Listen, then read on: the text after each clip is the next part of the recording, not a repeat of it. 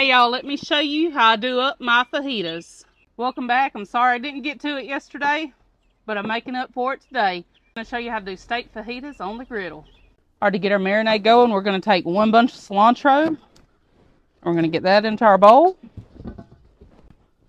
Then we're going to take half of a white onion. We'll save that other half for later.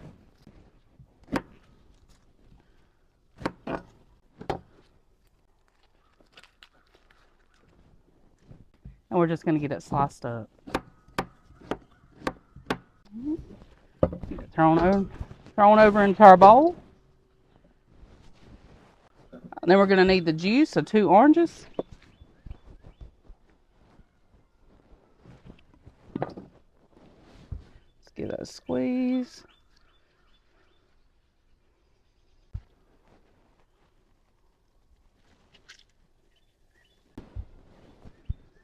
And then the juice of 2 lemons.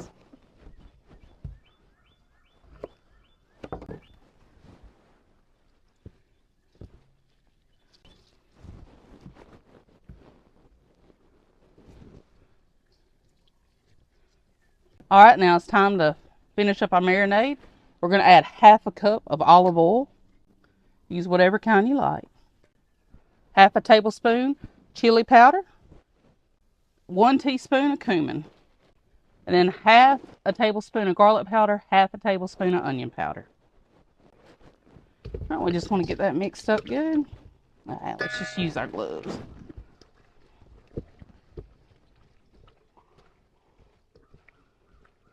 Now, this marinade's good for any kind of beef you want to do, whether it's you're doing flank steak, skirt steak, flat meat's what we're fixing to use. Get that down in there. You just want to make sure you get it good and coated.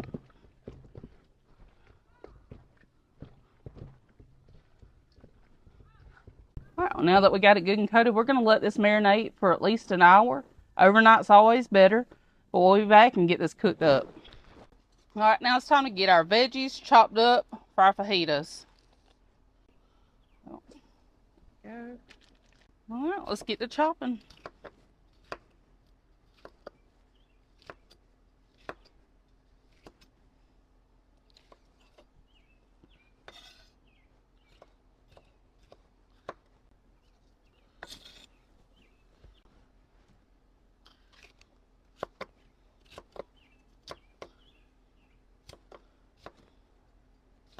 All right. And this onion's already been sliced, so I'm just cutting it right down the middle.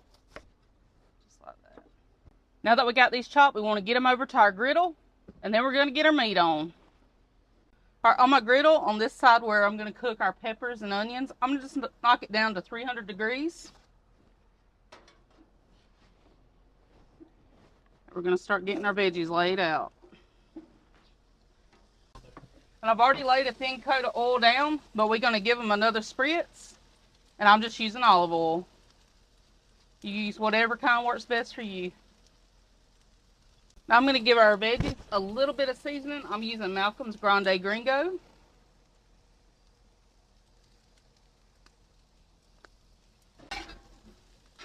And I'm just going to get those kind of moved around. Oops, and lose a few.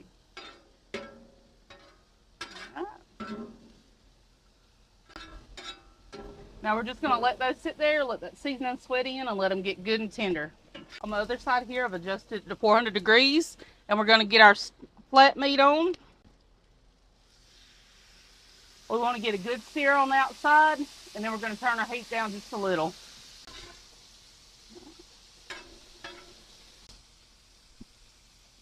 If you're in a hurry and you don't have time for marinade, the Grande Gringo works just as good as a rub on your meat.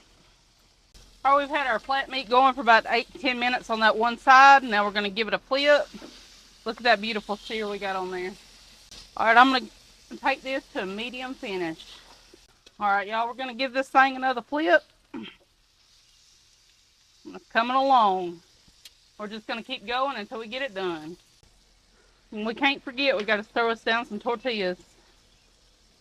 Our meat is sitting around 130, 135. We're going to go ahead and get it off. And just let it sit there and let it rest for a minute.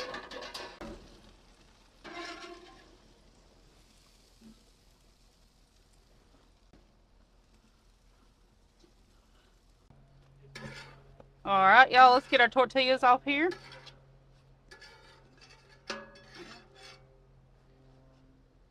Alright, y'all, let's cut into it and see what we're working with.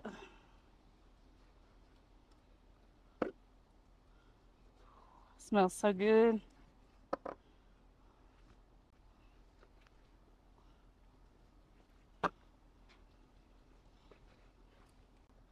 Alright, y'all, I say I got it cooked just the way I want it. Alright, now we're just gonna get us a plate done up. Take some of our meat, lay it to the side. Take some little peppers and onions. Get that over in there. Let's get it sprinkled with a little bit of queso cheese. Just the shreds. Alright, y'all, let's get us a bite. Make sure I get some of my cheese. Some peppers and onions. There we go.